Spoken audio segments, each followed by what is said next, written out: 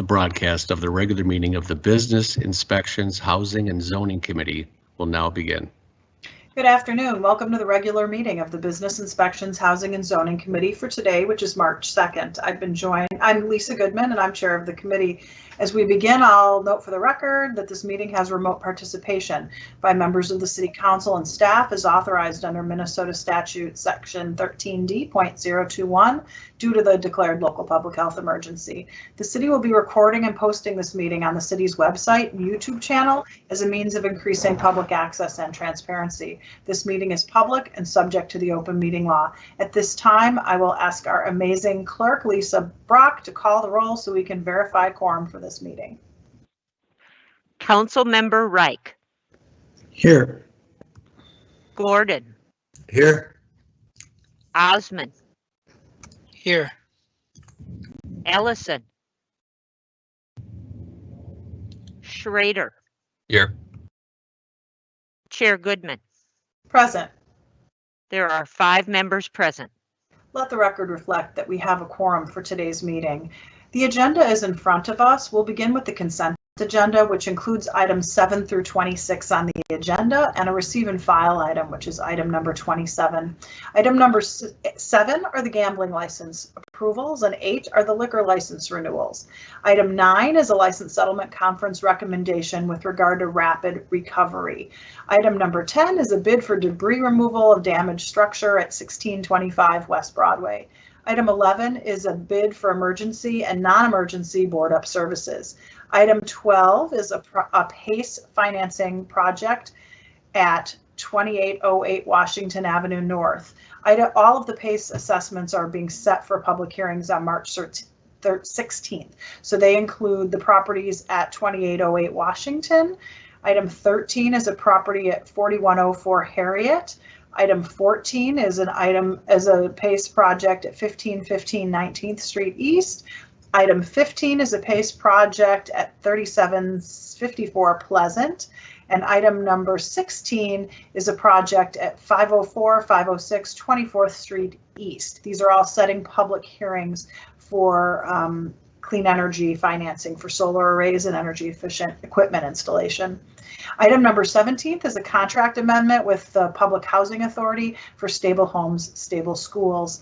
Item 18 is a contract amendment with the state of Minnesota for office space in the North Minneapolis Career Force Center for employment and training services.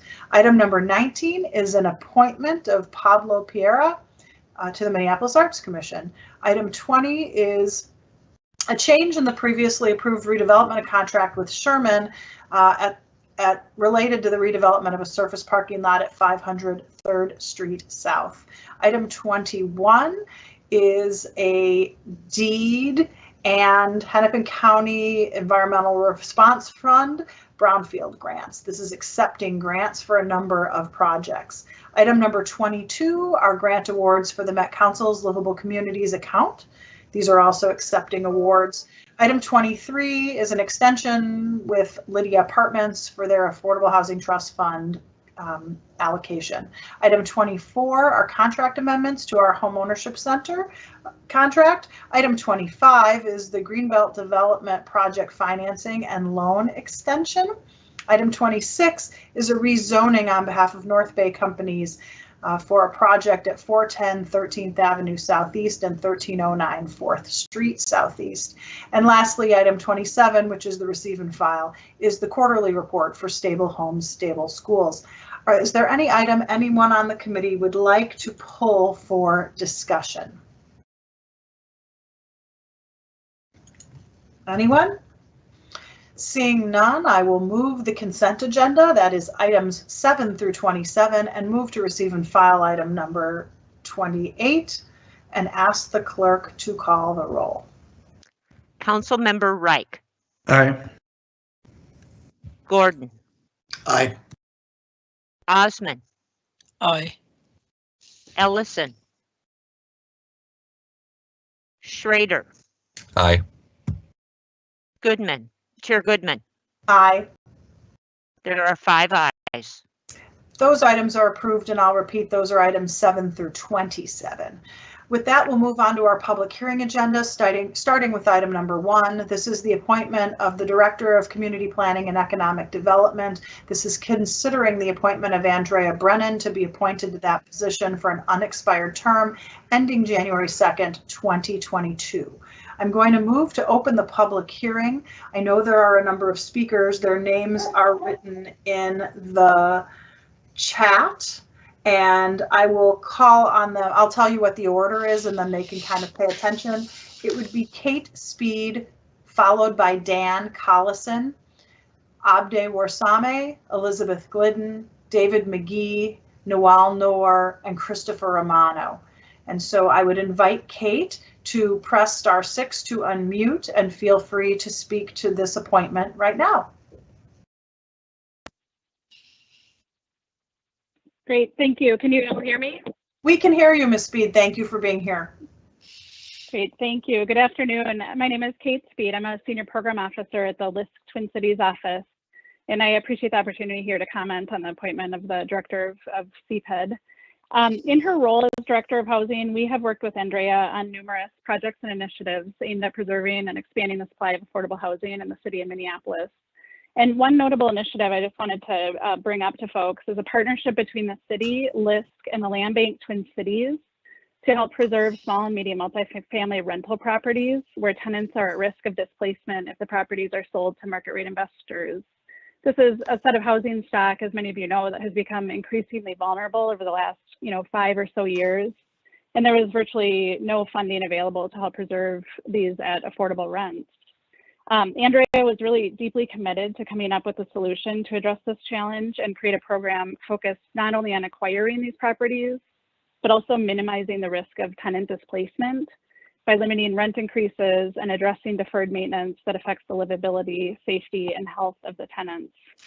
After, it took 2 years of brainstorming and structuring and dozens of meetings with partners and stakeholders, and we launched the program in 2020 and helped the tenants of the Sky is the Limit Cooperative acquire 5 buildings with 69 units in South Minneapolis. City funding was an integral part of the financing, and it helped leverage nearly $5 million from LISC. This would not have happened without Andrea's leadership and the city's commitment to the tenants. Thank you. Thank you so much for being on the call today. We'll move on to Dan Collison.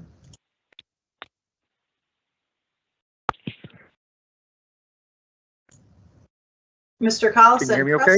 We can hear you, sir. Thank you for being here today. Sorry about the delay of pushing buttons. Madam Chair Goodman and council members, I'm Dan Collison, Director of Downtown Partnerships for the Minneapolis Downtown Council, Executive Director of Easttown Business Partnership and Noodler Partners, and a pastor at First Covenant Church in Minneapolis. I'm here to speak in support of this appointment and of Andrea Brennan to the position of Director of CPED. I've known her for the last 6 years in her role as Director of Housing Policy and Development, and across dozens of meetings, presentations, affordable housing strategy sessions with her and her staff, which has been a passion, especially in the downtown sector. I've experienced Andrea to possess this really unique, almost striking balance of like program and policy knowledge and acumen, but also strategic leadership alongside city staff and with elected officials, simultaneous to like picking up the phone, showing up in the community. That balance and set of balance is just amazing. I've also seen Andrea model this really, I think, an expanding leadership skill set needed for this nominated role in the interim capacity. And as I've had conversations and she's done presentations, it's just been remarkable to see that in light of our new and ever-changing challenges of what economic development means in our time, the struggles and opportunities to be more diverse, equitable, and inclusive in our policies and practices. I mean, Andrea brings a really unique capacity to be both externally focused on the community and program design and internally mindful to the realities of the city staff enterprise, and yet be practical and bring practical solutions that can be explored and measured for real outcomes. I think most importantly, and I'll conclude with this, I think Andrea has a real clear-minded set of sensibilities and creative sensibilities about the ways that the city can partner and find leverages with leading nonprofits, philanthropy, businesses, associations that are ready to work with the city enterprise in accomplishing the economic development goals that are meaningful, not at like a local and neighborhood level, which are so important and merit equitable uplift, but simultaneous to scaling like public policy for all the neighborhoods and districts and corridors. So I fully support this and would love to see her in this role for all these reasons. Thank you.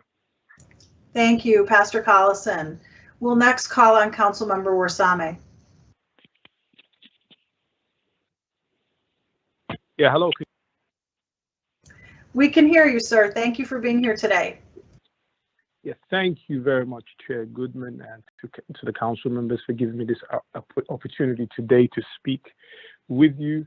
Good afternoon. I am here to speak in support of Andrea Brennan.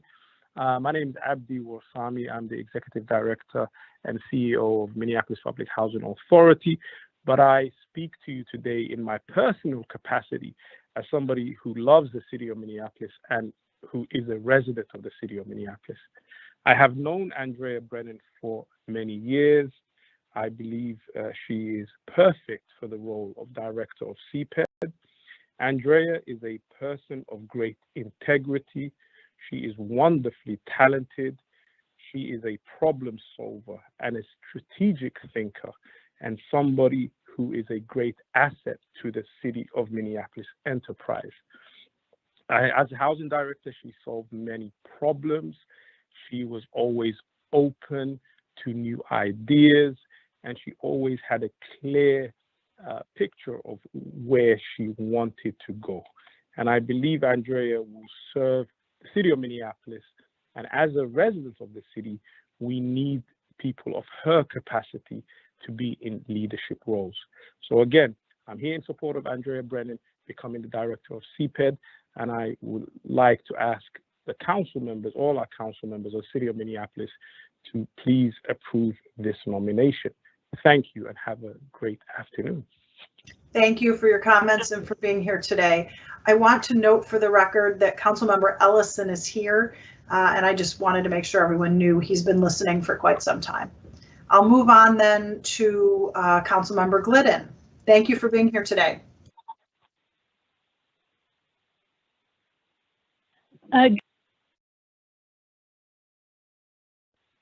Oh, here I am. Good afternoon, everyone. And thank you, Madam Chair, members of the committee. My name is Elizabeth Glidden, and I am here to speak in favor of the nomination of Andrea Brennan to the position of Director of Community Planning and Economic Development. I have to say, when I heard that she had been, after serving in this interim role for some time, formally nominated, I just gave a little squeal maybe, because I was so enthusiastic about this nomination and the opportunity to have her serve in this role on a permanent basis. I am today the Deputy Executive Director of the Minnesota Housing Partnership and the Director of Policy for that organization. And I speak to you based on some of my personal working relationship with Andrea, as well as sharing some of the professional engagement that I have had with her. I'm a formal council member for the city of Minneapolis, and in that role, like Councilmember Warsame, I had an opportunity to work very closely with Andrea Brennan. I found her to be one of the smartest, most approachable people in the city, who just really brought a creative lens to her work. She is someone who brings a vision of her own and a lot of backbone, but also I can appreciate that she is willing to listen and willing to change her views, and I have witnessed that myself. I also appreciate, as someone who's been in this role of policymaker, that she's someone who is able to offer an opinion. I have always found that very valuable, because policymakers who are in that final decision-making role, I think, really can get great value from hearing a range of opinions and being able to sort that out. I'm also here to tell you, yes, there's life after serving on the council, and I have found that my vision continues to expand. And I've had an opportunity to engage with practitioners across the region in my role with Minnesota Housing Partnership. And Andrea Brennan is just one of the very highly regarded housing practitioners in the entire region, if not the state of Minnesota. She is known for a wide range of experience. She is highly respected and influential. And I believe that when she came to the city of Minneapolis some years ago, she was considered a get then, and her reputation has just grown from there. So I'm very enthusiastically supporting this, and thank you for the opportunity to share. Thank you so much for being here, Councilmember Glidden. We'll move on to Mr. David McGee. Mr. McGee, please press *6 to unmute.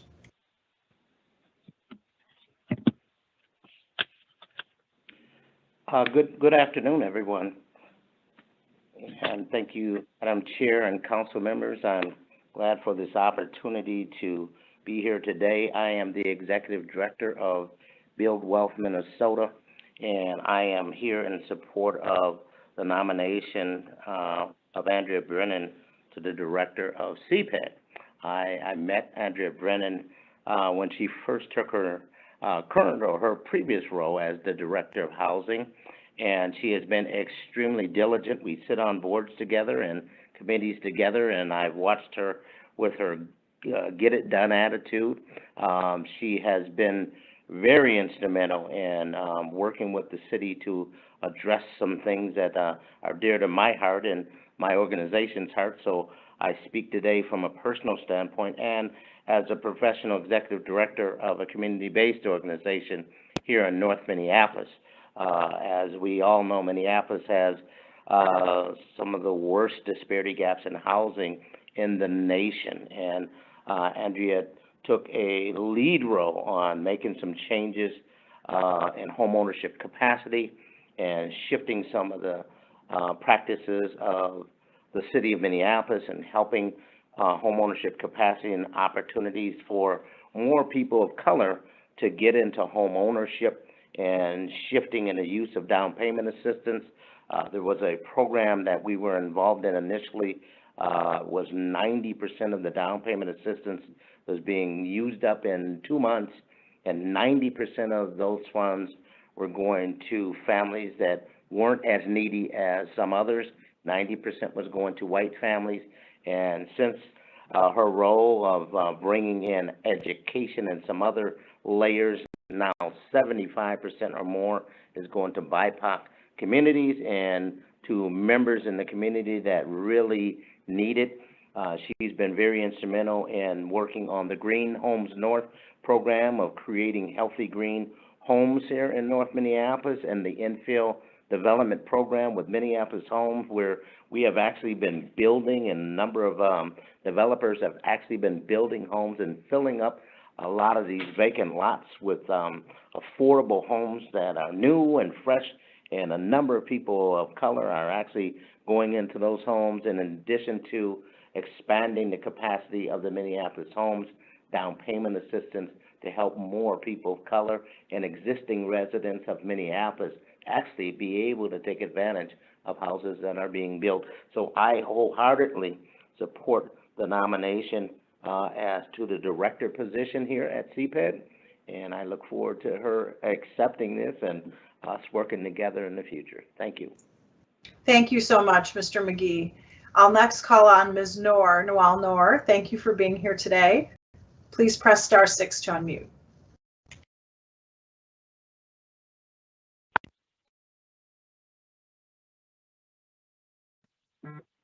Hi, my name is Noel Noor. I am the founder and CEO of Noor Companies. I am grateful for the opportunity to share this with you and to be part of this process and to speak on behalf of someone who has been an incredible and instrumental for us as a community and for me individually. I've known Andrea for a few years now, and I met her through Craig Taylor, who was the CPED director, And I remember as a small minority-owned business and also a developer that was aspiring and had one project under my belt, meeting her for the first time. And as intimidating as it was, she has been someone who is easy to speak with and very inclusive, and someone who has always had her doors open for individuals like me. It took a few years since then for me to be able to partner with the city, and I've worked with Andrea and her staff to do my first project, it's Green Homes North project, and working through the process in the city. As a small developer, you can imagine the resources it takes, and they have been incredibly instrumental. But more importantly, Andrea has been there to champion someone like me who needed those resources, and also the ability to talk to someone who had an intention to help the community. I was the first developer of color in terms of the East African community. And typically when you're working with small developers, it requires an incredible amount of imagination. How do we finance the project? How do we make sure that they can meet all the requirements from a paperwork standpoint? And I had never met anything but an open arm and an ability to be able to help. From working with the team from Elfric all the way to Matthew, to all the way to my closer, Nancy, I remember how supportive the council members were also in seeing my project be approved. I remember getting the project and the city council actions, and Councilman Gordon actually and Councilmember Goodman called me on the and said how good it was to see a woman of color be part of this process. And as nervous as I was really grateful to be able to be recognized and to see the commitment from the city, as well as the city staff, CPED, and Andrea, especially because if it wasn't for her and for her team, it wouldn't be possible. CPED deals with the future community planning, development, innovation, promotes equitable growth and resiliency, sustainable communities through creation of innovation programs, policies, and planning. I can't imagine anyone who is as efficient and as well-versed as committed to all of these programs as Andrea, and someone who can think outside of the boxes. Sometimes it's easy for CPED or any organization that's part of a large city like Minneapolis. It's easy to say, we want to check the box. Andrea is not the kind of person who says, we want to check the box. Andrea tries to find a way to make things successful. And a perfect example has been Seward Commons. And without the city staff and the city council's support, that project would never be possible. And I just want to mention that it takes an effort to be able to partner with the city council. So Andrea's staff came up with the plan to make that project possible. And it was city council support from especially, council member Gordon, Jenkins, Cunningham, Schroeder, Johnson, Cano, Bender, and Warsame that made that possible. But without CPED's imagination and innovation and Andrea's openness to be able to be innovative about that program, it wouldn't really take place.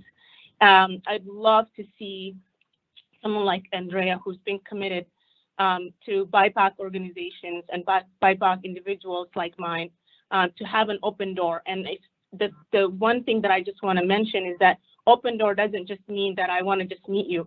Open door means that disparities exist because there are people who do not let people of color into the door and to participate in wealth building and disparity reduction. She's not that kind of person. She's someone who has that open door and also has the integrity and commitment to make things happen and execute on them. I would love to see Andrea be appointed to this role, and I would love to see the council support her and get her to be part of this leadership and to lead this organization.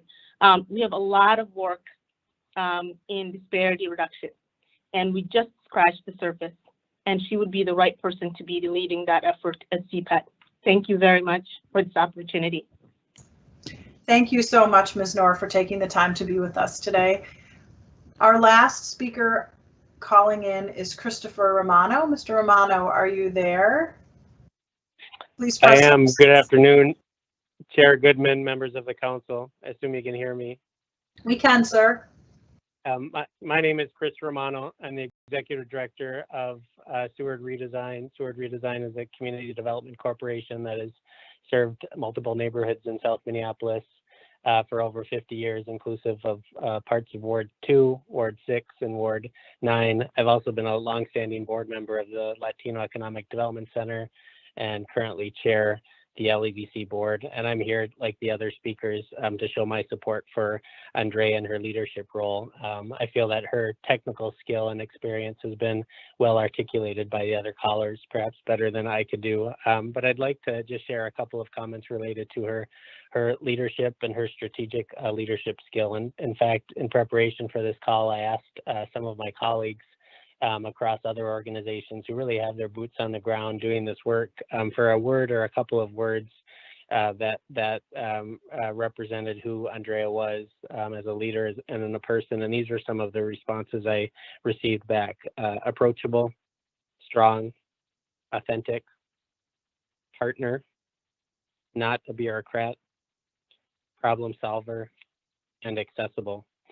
And I think about for those of us who truly are community organizations who are wrestling every day with how to rebuild parts of the city, in our case, large areas within the Lake Street corridor and the related commercial nodes, it means the world to feel that we have trusted and strong partners inside of city government. And we have many of those, but Andrea is one of the top. And so I show significant support and feel significant support for her nomination. I also think the idea of having female leadership inside of CPED is excellent. Thank you for the opportunity to speak. Thank you so much for being here today, Mr. Romano. That concludes the list of the folks from the general public who have signed up. I'm going to take a moment then to call on Mayor Fry, who has signed in to also say a few words. Thank you, Chair Goodman, for allowing me a few moments to speak to the nomination of Andrea Brennan as the director of CPED. We are so lucky and fortunate to have Andrea Brennan at our city. That was the case when she was the housing director and continues to be the case now as the head of CPED. And I know I've already spoken about the merit of Andrea Brennan and her experience, but I will be brief here, and I want to thank all of the community members, business owners, developers, affordable housing advocates that came out in support of Andrea Brennan's candidacy here as she has been nominated, and I hope she will be affirmed. But here's what I'll say. Anyone who has spent time with Andrea is completely blown away by her intelligence and her ability.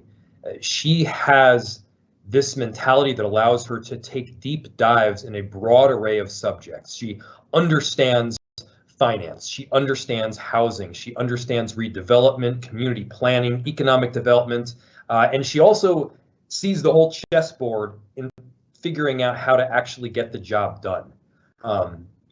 I'll also note that it makes me so proud to be able to put forward an internal candidate that has once again risen to the occasion. And if you've seen the work that she's been able to put forward over this very last year of great difficulty, it's been incredible. I mean, there's been no shortage of work in 2020 and early 2021, but Andrea Brennan has stepped up every step of the way. And so I'm so very much looking forward to the continued work together, whether it's in cultural districts or 2040, affordable housing, stable homes, stable schools, homelessness, or economic growth in general. And I want to give a big thank you to Andrea for her commitment to the city and her willingness to serve here today. I could not be prouder to put her name forward, and I ask for your support. Thank you so much, Madam Chair. Thank you, council members, for having me here today. Thank you to Mayor Fry for being here today. I'm going to then go ahead and close the public hearing and ask if any of my colleagues would like to speak. Just go ahead and add your name in the meeting chat. I'm going to go ahead and move approval of Andrea's nomination, and I want to just briefly speak to this. Everything I need to say to Ms. Brennan, I've said to her face. But I do want to comment overall about the importance of this appointment today at the beginning of Women's History Month.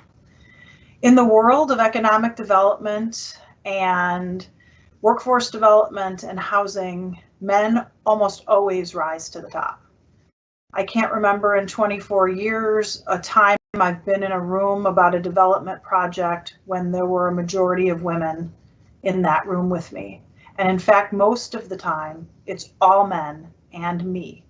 And so it goes without saying that appointing a very strong, intelligent, articulate, passionate resident of the city of Minneapolis to be in this very, very prominent role at this very critical time in our city's history is something that I am beaming with pride over. Not because I know her well and not because I've worked with her, but because of the way that members of the community believe in her and trust her and appreciate her leadership. It is a very, very difficult job, and there have been multiple directors of this agency in the long tenure I've been on the council, but there's only been one other woman, and I'm sure Mr. Carl will correct me. I think there's only been one other woman in the city's history in this position. And so I think a glass ceiling is being broken because we're having someone who has an internal candidate who has excelled at their job as housing director, who is committed to the city and has the support of many in the community, being appointed to this very important position. I'm really proud of the city and this nomination today, and I'm excited about what will come as Andrea, being the permanent director, begins to more assertively lead this department and its incredible team. Throughout the whole department, its management structure, and so many very passionate employees who during very difficult times have been able to rise to the occasion in order to do the work that they know is so important to help people who live and work and play in our city. So I'm just really thrilled that we were able to get to this today. And I'm proud of you, my friend, Andrea. I have so much respect for you and the work that you can do. And I know we all very much look forward to working with you going forward. Councilmember Ellison. Thank you, Madam Chair. I wish I had gotten my name in because I can't quite follow up. Your speech was really great, and but I want to echo a lot of these sentiments. I think Andrea Brennan is deserving of this position, and I'm happy to support her. You know, I can say that, you know, in my first 3 years on the council, actually from day one of being on this council, I know that staff has had to contend with folks who are veterans on the council, like Councilmember Goodman, and folks who are new, like myself, and council members who have experience can sort of they know how the institution works, and they can they can work it that way. For myself, I was so new, and I have a lot of great ideas, and I'm trying to advocate for my community. And I think it would have been really easy for subject matter experts in the city to sort of leave me to flounder and figure things out until I was headed on my own. I'll say that it can be really easy when we're talking about communities who have been historically disinvested from to say, you know, we're really sorry that that's the history of our city, but we don't quite have the mechanisms to do X, Y, or Z. And since I've been on the council, Andrea Brennan has been someone who has been willing to have difficult conversations, who has been willing to get creative about how we keep folks securely housed, and to get creative about how we get folks who are unhoused newly housed, and to be patient and to wrestle with really difficult questions when it comes to how do we execute, not just hold it as a value, but how do we execute equity and inclusion and making our city a less racist place and a place where everybody can thrive. And it's been a real pleasure to work with you so far in this journey. Again, I'm happy to support you in this role, and I look forward to all the work that we're going to continue to do together. So thank you. Thank you so much, Councilmember Ellison. That was very beautiful. Councilmember Schrader. Thank you, Chair Goodman. I'll also be really brief. I really appreciate everyone that turned out to really sing the praises of Director Brennan. I just kind of wanted to share one story that even before this, I've worked on creating more affordable housing, and got the chance to work with Andrea as well, and she has that well-earned reputation. But even before I got, like, I had been elected, but I hadn't got in the seat, she made time to meet with me. I wanted to make sure that I was going to hit the ground running, and it means a lot to me to have somebody in this role that, if you care about creating more affordable housing and keeping the city affordable, she'll make time to meet with you, and I think that really just sums it up. So I'm really excited about having Andrea take over this position, and really excited for this nomination. Thank you so much, Councilmember Schrader. Is there anyone else who would like to comment? Seeing none, on the chair's motion to approve this recommendation, I'll kindly ask the clerk to call the roll. Councilmember Reich. Aye.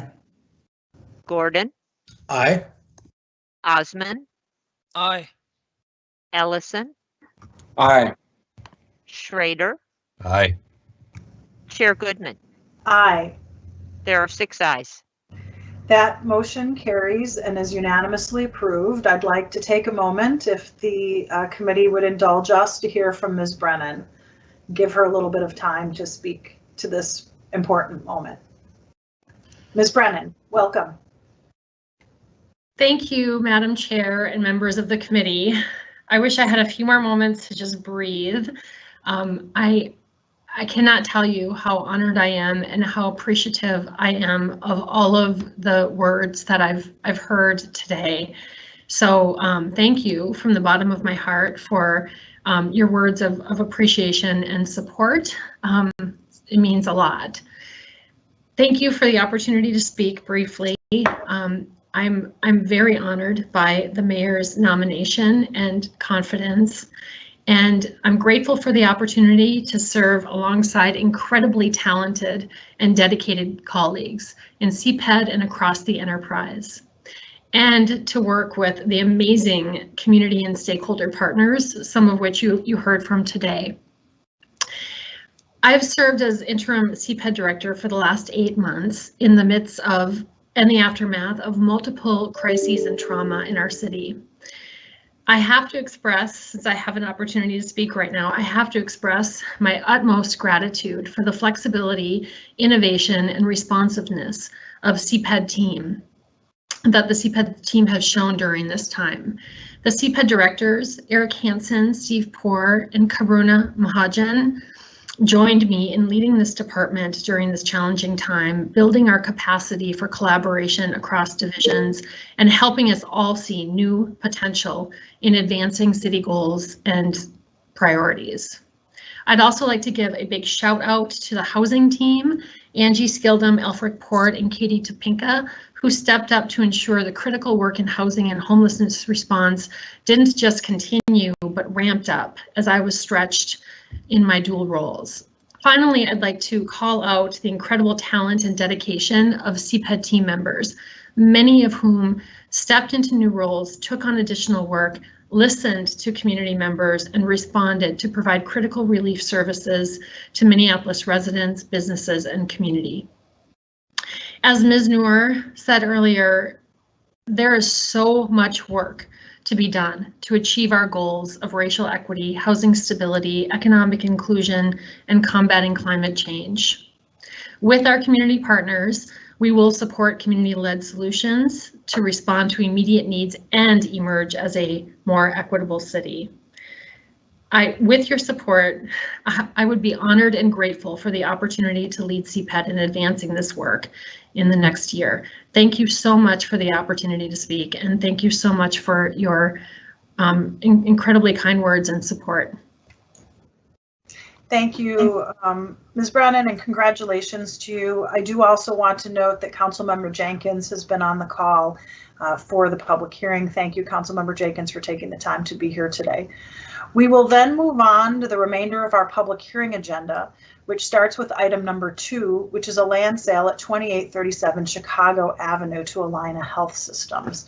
I'd invite Lisa, who I have not met yet, to give the staff presentation.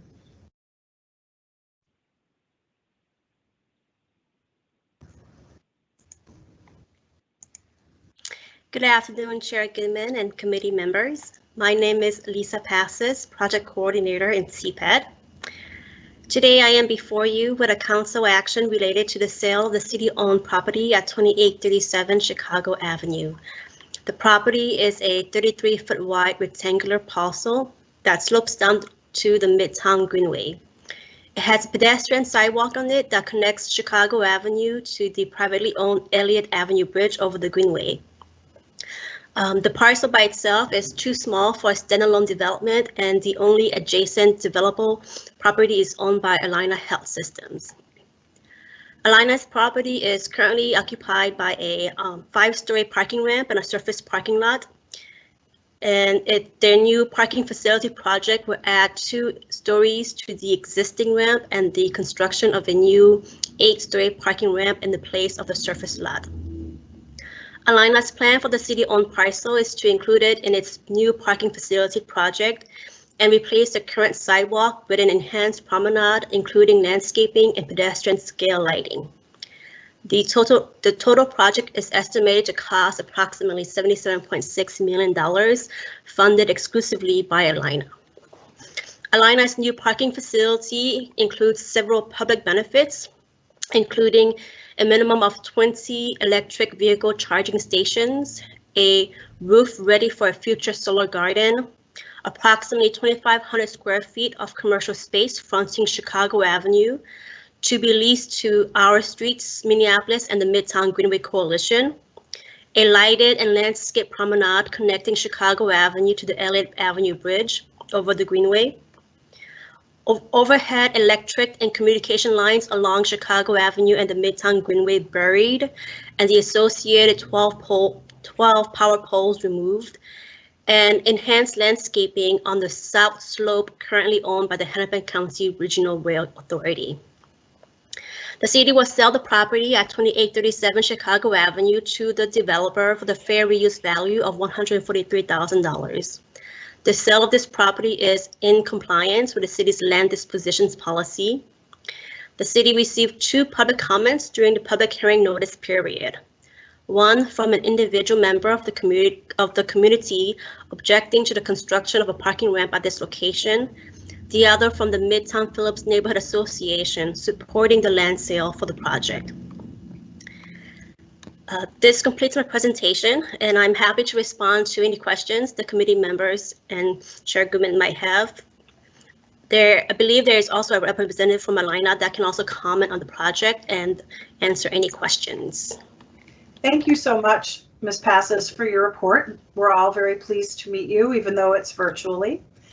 I'm going to go ahead. I'm going to ask if there are any questions from members of the committee prior to opening the public hearing. Seeing none, there are 4 people signed up for the public hearing today. We'll start with the first person signed up, which is Maria Morocho, followed by Adam Jewell, Ben Henderson, and Tony LaCroix. We'll start with Maria. Please press *6.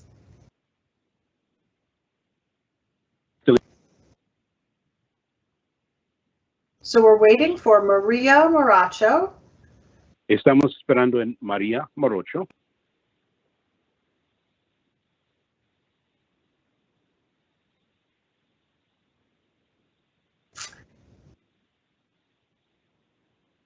I'm not sure, maybe someone could explain how the translation is going. Is Maria speaking to a translator, and then the translator might consider translating that to English? Hello, my name is Michael. I'm the interpreter. You are able to hear me? We are, sir. Thank you. Okay. Yeah. As far as I know, she is simply to begin speaking. I did indicate that she is next. Okay, do you have her on the line, sir? She is not on the line with me. I see. Thank you, sir. I'll ask Ted, is Maria on the line? It sounds like she's not on the line, so we'll ask the interpreter to kindly wait, and we'll have the other speakers speak, and then we'll see if she's able to get on the line. Thank you for your time, sir. We'll move on to We'll move on to speaker number 2, which would be Adam Jewell.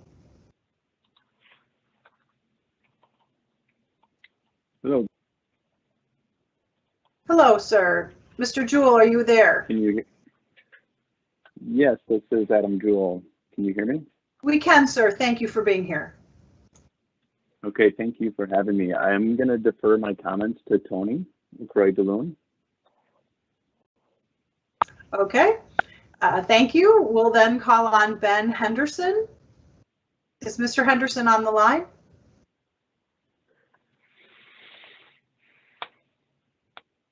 Please press *6 if you're on the line, Mr. Henderson. Yes, Chair Goodman, can you hear me? I can, sir. Thank you. I will also defer comments to Tony and will await any questions that may come up.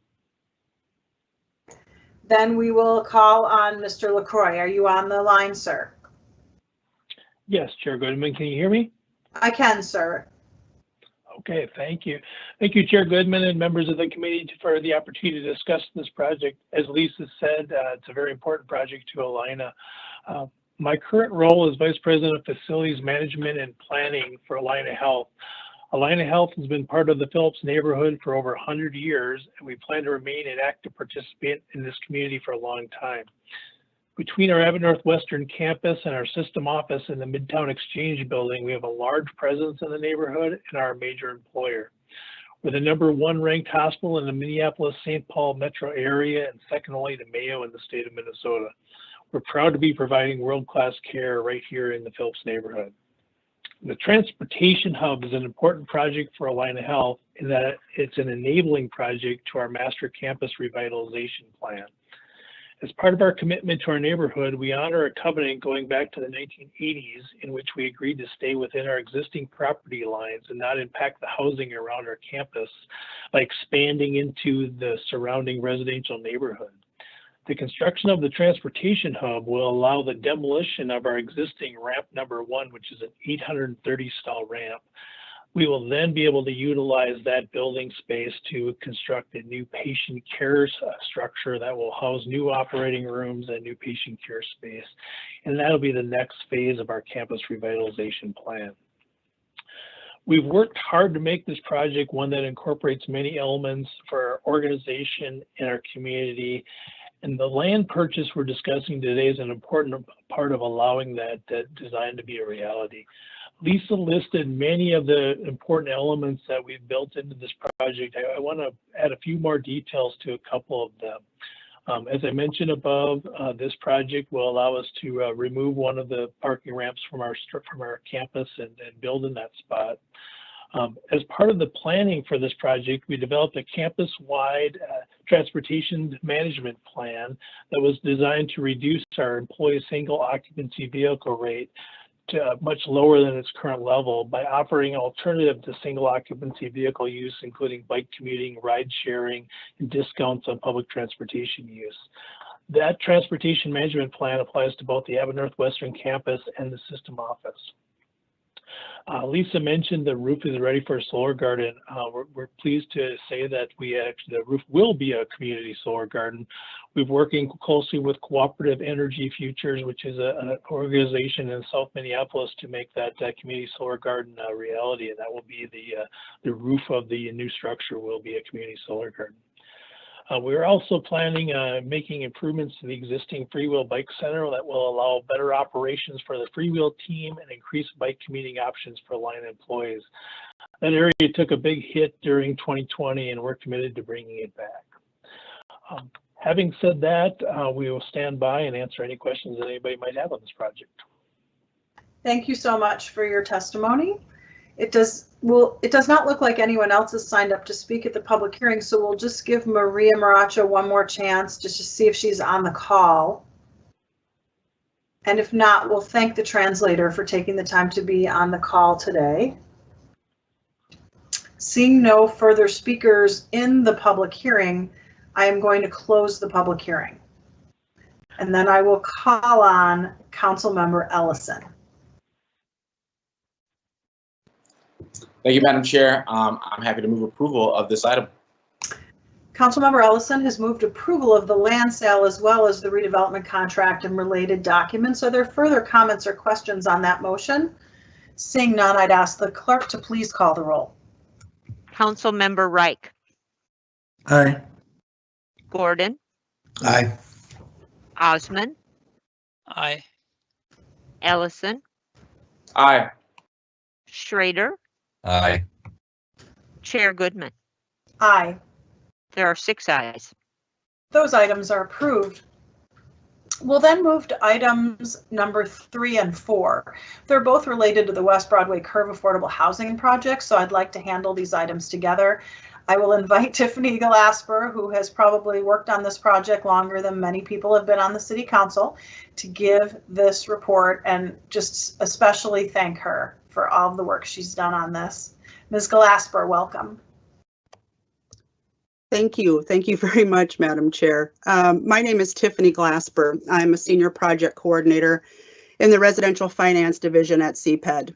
I am before you today with 2 recommendations to support the BEAM project, a land sale recommendation and a bond issuance recommendation. BEAM, formerly known as West Broadway West Building, is being proposed by Sherman Associates. This project is a 92-unit new construction project proposed to be located on West Broadway Avenue between roughly James and Newton Avenues North, along what is commonly known as the Curve.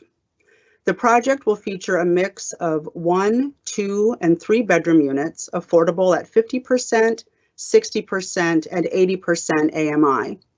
The units are in 2 distinctly separate but related components: a single apartment building with 72 units, and a complex of 20 townhomes. The project is also going to include underground parking, an integrated transit stop, public art and green spaces, gathering spaces, and a green gateway to Cottage Park, which is just north of the site. The units will also feature in-unit laundry and some walk-up style units that will provide more of a connection to West Broadway and more eyes on the street. The project will turn 20 vacant, underutilized parcels into higher density, affordable housing. The total development costs for the project are approximately $34,640,000, and the developer has secured all of the financing necessary to bring this project to fruition, except for a request for tax-exempt multifamily housing revenue entitlement bonds, which I will describe for you in just a second. There's also a project data worksheet attached to your report that provides details on the project's sources and uses. With respect to the land sale, staff are recommending the sale of 20 city-owned parcels in the Jordan neighborhood, Ward 5, to facilitate the BEAM project. The parcels were the subject of a redevelopment RFP back in 2015. Sherman Associates was the selected developer, and we have been working with them over these last few years, both to secure financing and on various improvements to the project plans. The sale of these parcels is in compliance with the city's disposition policy. The parcels will be sold for redevelopment for $500,000, reflecting a land sale write-down of $135,658. The write-down is being recommended because some of the parcels were acquired by the city subsequent to the issuance of the RFP, and the developer expanded the project at the city's request. And also because a higher acquisition price will increase the total development cost and create a financing gap requiring additional subsidy. As noted, it has been particularly challenging to assemble a viable financing package for this project since its initial approval back in 2015.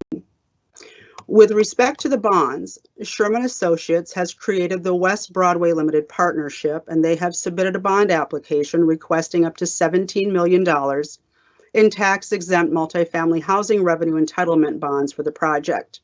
The developer participation in the project includes $1,544,549 in deferred developer fee.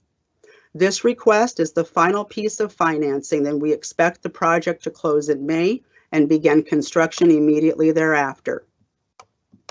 The bond allocation allows the project to meet the required 50% test and will be issued in 2 series.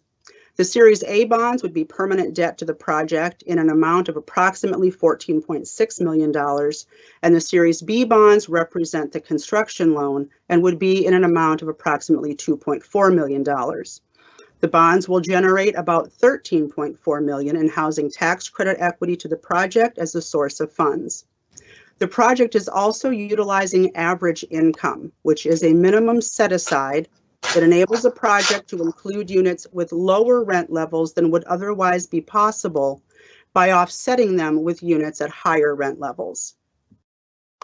Staff is recommending approval today of the sale of 20 city-owned parcels and the issuance of up to $17 million in tax-exempt housing revenue entitlement bonds for the Beam project, also known as the West Broadway West Building. I am happy to take questions if you have any. Thank you so much for your report, Ms. Glasper. Are there any questions for staff on items number 3 or 4? Seeing none, I am happy to open the public hearing on items 3 and 4. I see that one person is signed in to speak on item number 3. That would be Tahiti Robinson. I would ask that you press *6 to unmute, please.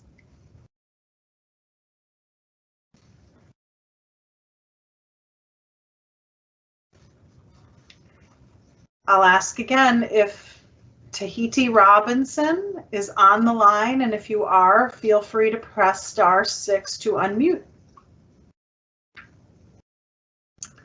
Okay, seeing that they might not be on the line, I'll see if there's anyone else signed up for the public hearings on items 3 or 4.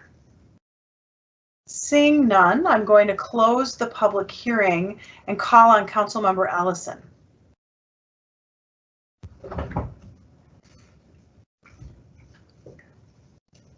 Or I could call on Councilmember Schrader. Thank you, Chair Goodman. I'd like to move this forward for approval.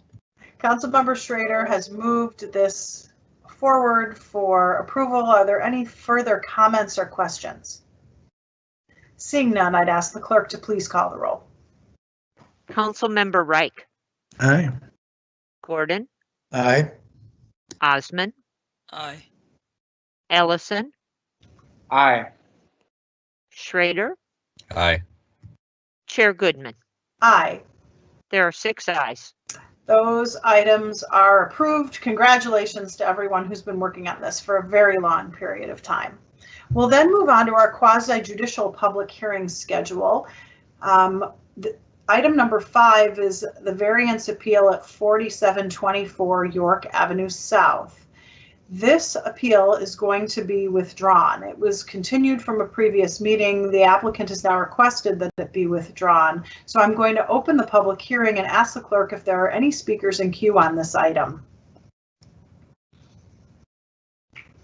Seeing that there are no speakers in queue, I'm going to move to withdraw this appeal at staff's recommendation. I'll ask the clerk to call the roll on the motion to withdraw.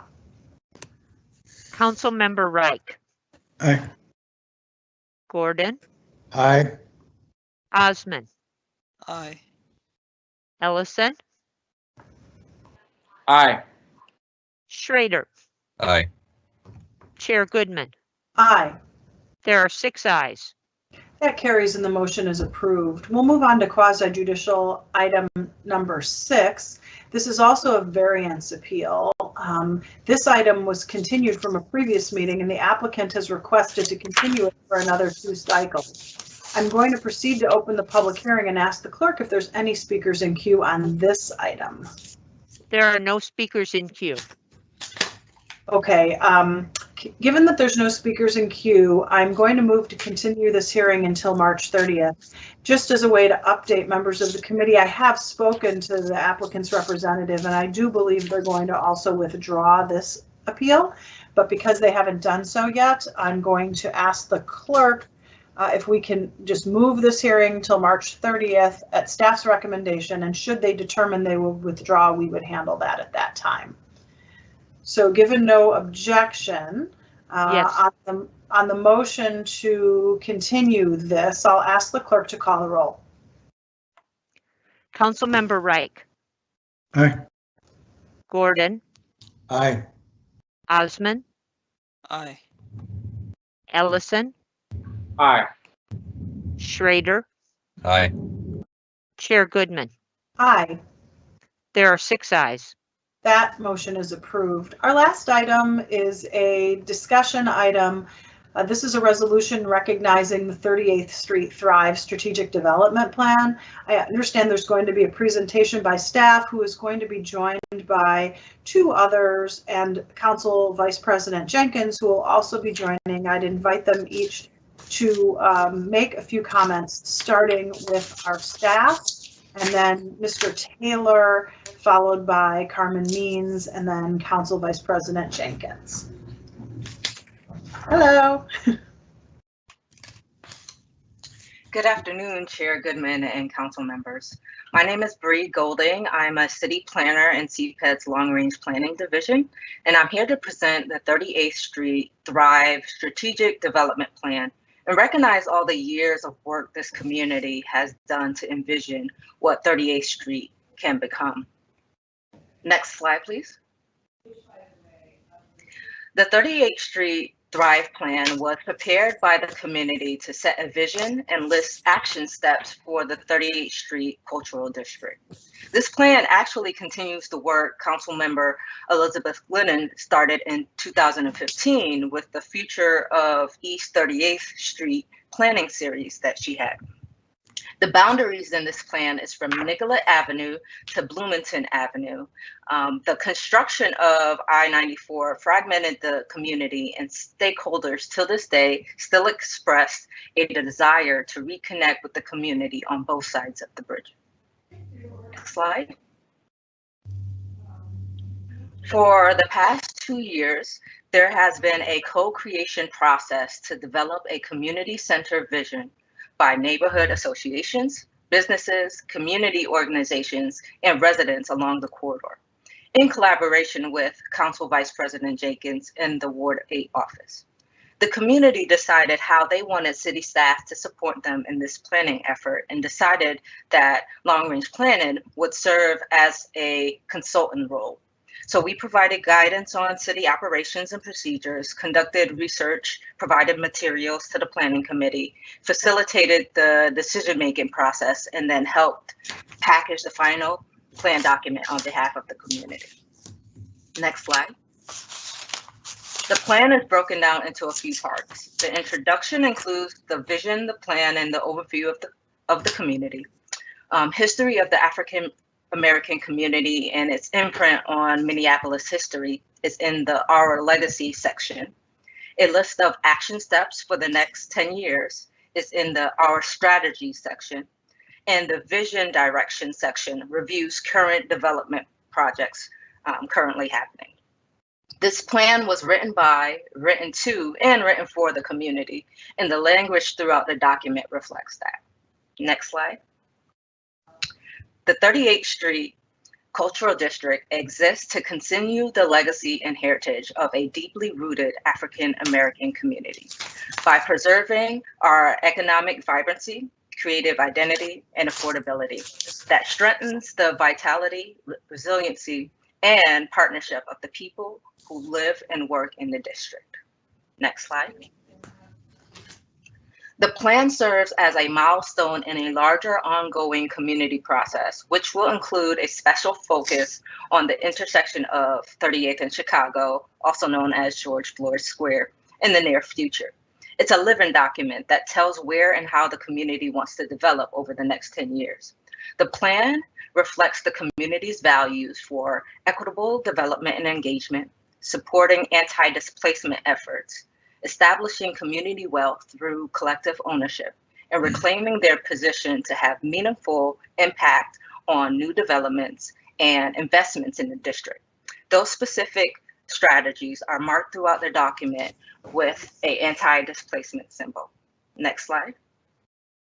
The plan strategies are broken down into 5 areas: preserve legacy, generate advocacy, deepen community support, strengthen accessibility, and obtain financial investments. Throughout the 5 strategy areas, there are 21 action steps for the community to work and establish by 2030.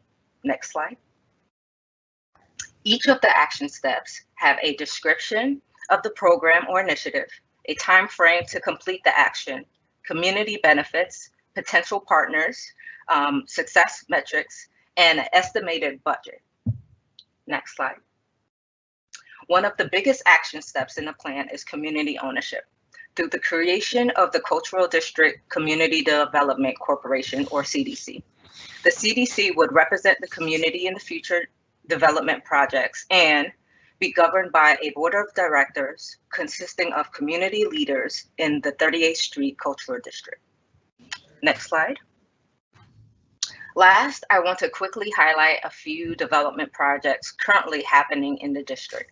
First is the Dreamland on 38th, an entrepreneur workspace by the Cultural Wellness Center. Second is Sabathani Senior Housing, which you probably know of, which is 48 senior affordable housing units currently under construction. And third is the Kente Circle expansion, a mental health agency that started in a room at Sabathani and it has been in this community for over 16 years.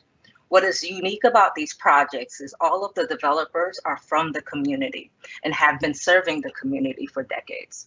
The 38th Street community wants to encourage and support more homegrown developers and community ownership opportunities. Next slide. To end, the action before the committee is a 38th Street Thrive Strategic Development Plan resolution, which formally recognizes the efforts of the community and commits that the city would consider the plan's recommendations when formulating the city's objectives, investments, plans, and policies for the 38th Street Cultural District. I would like to thank the 38th Street community for the honor to serve them through some of the most challenging yet beautiful and inspiring times. Through it all, the city and the world are finally seeing how special and rare this community is. Thank you to the committee for your time. And Madam Chair, I am open to take any questions.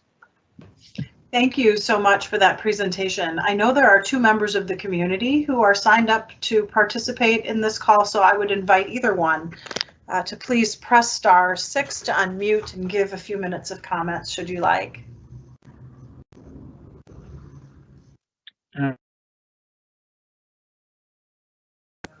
Hi, good afternoon. This is Anthony Taylor with the Cultural Wellness Center, and really a long-term participant in this, really a community process led by CVP Jenkins and city staff, and it is a great example of what can happen when we're collaborating as community. And I just wanted to add some context just around history, that this community, really from the 1930s to the 1970s, was really an African-American neighborhood that was flourishing on the south side between East 34th and 46th Streets from Nicollet Avenue to Chicago Avenue. And really that in the early 20th century, that the restricted housing covenants discriminated against Blacks, especially, and really a number of distinctly Black neighborhoods emerged in Twin Cities, and the first two of these emerged near Northside and the other in Seven Corners. But by the 1930s, there really was an emergence of African Americans in South Minneapolis, and they really moved there as a result of the Great Migration. But this third Black neighborhood developing on the South Side really also had some unique elements of it, and it exists now in the neighborhoods that we call Central, Bryant, and Regina neighborhoods. The South Side was really a community of stable, it was a stable neighborhood of working and middle-class African Americans, many of whom owned their homes. You know, residents formed tight-knit communities, businesses, churches, social clubs, all these emerged along this corridor. One of the neighborhood's first businesses was the Dreamland Cafe. It opened in 1939 and owned by Anthony B. Cassius, and later Cassius operated a private club on the South Side that many elders in our community know, called the Nakarima Club. And ironically, Nakarima is American spelled backwards. Shortly, just before that, the Spokesman Recorder newspaper was formed in 1934 by Cecil B. Newman, and in 1958 it moved to 3744 4th Avenue and currently is actually being celebrated as a historic landmark.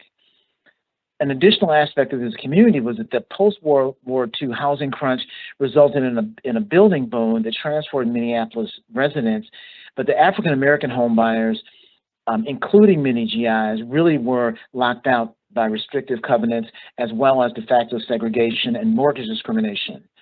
a housing complex led by Edward Tilson, combining with the Minneapolis Urban League and the Federal Housing Administration, and several African-American realtors, one of which was Archie Givens, began to develop this housing complex in 1953 as the new home for Negroes on the South Side.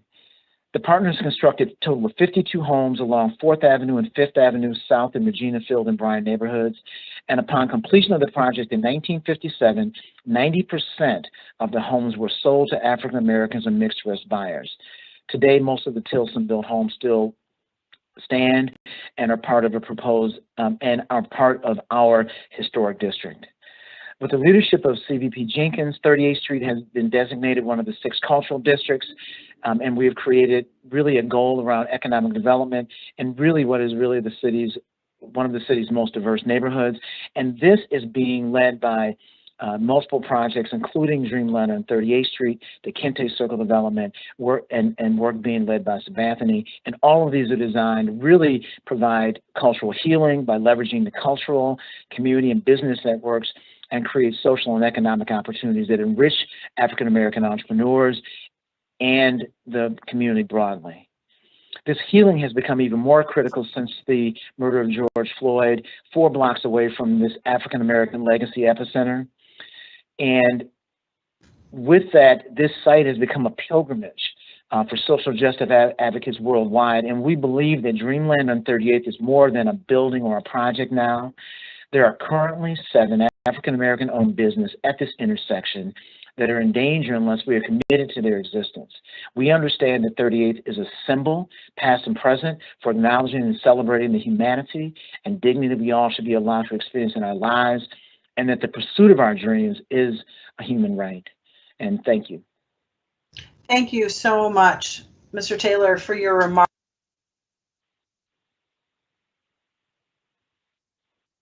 I'm sorry, I was muted. Thank you, Mr. Taylor, for your remarks. I'd like to call on Carmen Means next, please.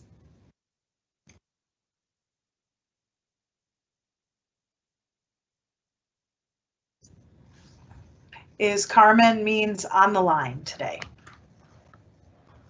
You should press *6 to unmute.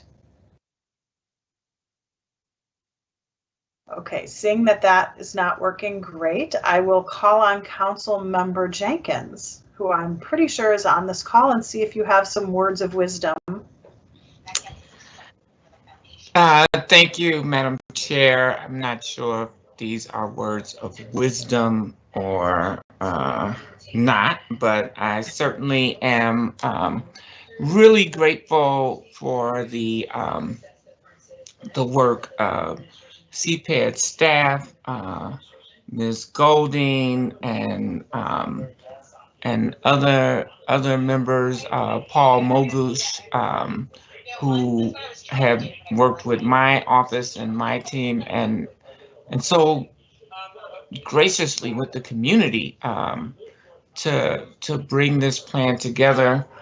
You know, I couldn't have ever imagined at the onset of this plan that it would tie so deeply into what occurred at the intersection of 38th and Chicago last Memorial Day, May 25th. But, you know, it just amazes me that we had this plan together to really talk about the real significant issues that have been plaguing this community long before Mr. Floyd's murder. You know, I've heard it mentioned on this call already, in this meeting, that, you know, Minneapolis has some of the worst disparities in the country as it relates to Black and whites, and that is nowhere more evident than along the 38th Street corridor. And so we had been talking about a Center for Racial Healing. We have been talking about enhanced and increased home ownership opportunities, job training opportunities, really preserving the cultural history of the area, We had already started to rename some of the avenues along the way. 3rd Avenue we named after Ms. Clarissa Walker from the Sabanthony community, one of the founders of the Sabanthony Community Center. 4th Avenue we renamed Leuna Q. Newman, who was married to the founder of the and subsequent president of the Minneapolis Spokesman. And so, you know, this work had been underway, and to see the culmination of this plan, the 38th Street Thrive, coinciding with you know, this worldwide history shifting moment is just really satisfying and gratifying, and it lets me know that, you know, while we do and must work with the community to really figure out what the sort of memorial, or how do we memorialize the death of George Floyd and so many other unarmed Black people who have been killed by the police, we must include community in that process. But you know, this plan represents the fact that we have this work underway, and we have we have a plan that can be implemented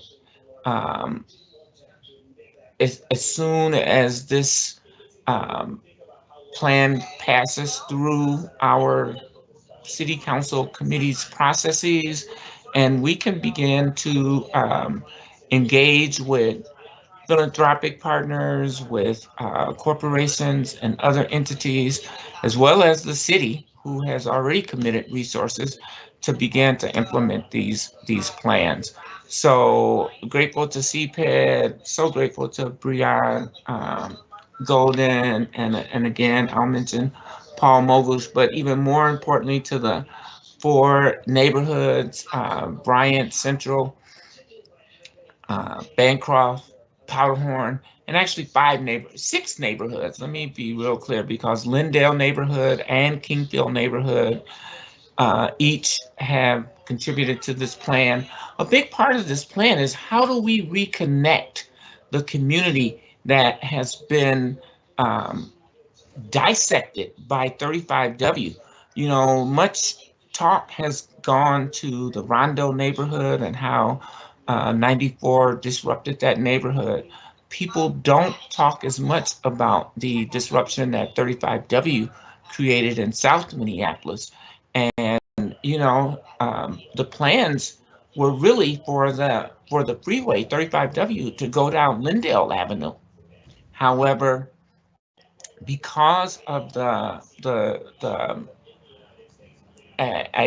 guess the low barrier of resistance that people perceive to come from the Black community, instead it went down, you know, the path that it did, and went straight through King MLK Park, and took out so many homes and neighborhoods, causing the beloved Central High School to close because there just wasn't enough students in the area anymore, and really disrupted the thriving business corridor that was 38th Street. And so this plan, the 38th Street Thrive Plan, hopes to bring that vibrancy, that history, that commitment to community back. And so I hope that all of my colleagues will support this plan.